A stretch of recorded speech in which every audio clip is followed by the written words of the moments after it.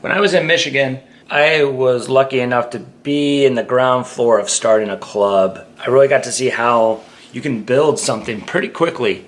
There was a club that had been around for about 30 years and in that same town, and we tried to take them on head on.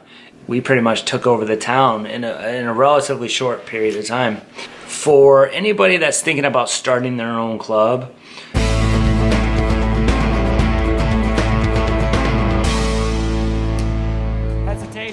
the very first thing that you should do is start a youth academy. How we did ours was we would train once a week, and then we'd have Friday games where players would just rotate through. And within the first 2 years, we got over 150 kids in our youth academy just because of the curriculum that we did and the organization, really. We would get high school players to come and help us coach, and then they would come in and also come and ref the games on the Friday nights. We developed, that first wave of players that would feed into the club, and then from there we got most of the best talent that was in that town. And the games would only be 3v3, 4v4, and pug goals, and we would have 4 games going on at once, and each team had to play 2 or 3 games every Friday night.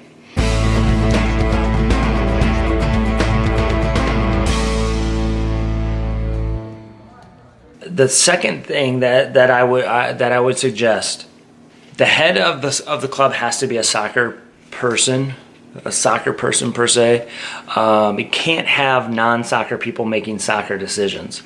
How we set up our club was we had the club owner, and then we had underneath a soccer board of directors, and then we had a business side, and that was just one person handling the financials and the legal things, and everything went really smoothly because we were all on the same page. Too often, some clubs get these boards filled with parents and filled with people that are trying to pull the club into different situations or different directions. And that can be a big problem, especially for the bigger clubs, if that one person isn't setting the standard and the direction of the club.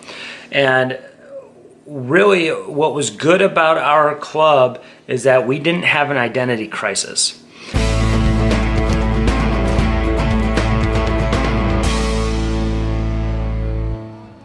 Clubs oftentimes have identity crisis where they want to compete, they want to take on the big clubs, but they're really just a feeder club. And what I mean by feeder clubs is we're going to develop players and we're going to push them on to bigger clubs, into bigger leagues like the Development Academy and the ECNLs. What we did was we only did age groups to U12 originally. Then we got to U13. But our U8, U9, U12 boys would go and we would smoke them. We would go against the other club and we would beat them. And they realized, wow, they're really killing us. Then that club decided to merge with us, or wanted to merge.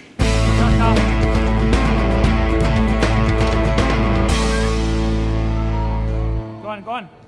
And here's the thing that I want to say about soccer club mergers. There is no such thing as a merger. There's only takeovers. Either we took over them or they were going to take over us. There was friction during the entire time when we were there, in my opinion, and that's when I decided to leave. I jumped ship and I went to a bigger club.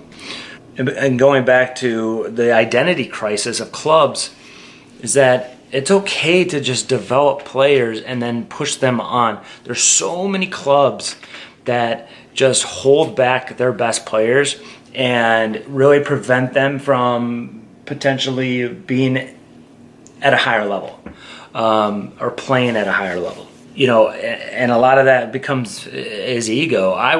There was a time when I had a girls team on the small club, and then like that bigger club in the town, they wanted 4 or 5 of my girls, and I didn't want. I wasn't going to send them there because, one, I thought our training methods and environment was a little bit better, and 2, they weren't playing at like an ECNL level, and they weren't playing at what now we have as a development academy level. They were just playing at just a couple of, like, one division higher than us in the state, and so I didn't feel like it was they were ready to go yet. So again, youth academy, the club structure, know your role. Know what your purpose is going to be. Don't have an identity crisis. Don't think that you're going to start from scratch and then you're going to be in the ECNL in 2 years. And 3, be careful of mergers. Be careful of mergers, because mergers are takeovers. And it's just, are you taking over them or are they taking over you?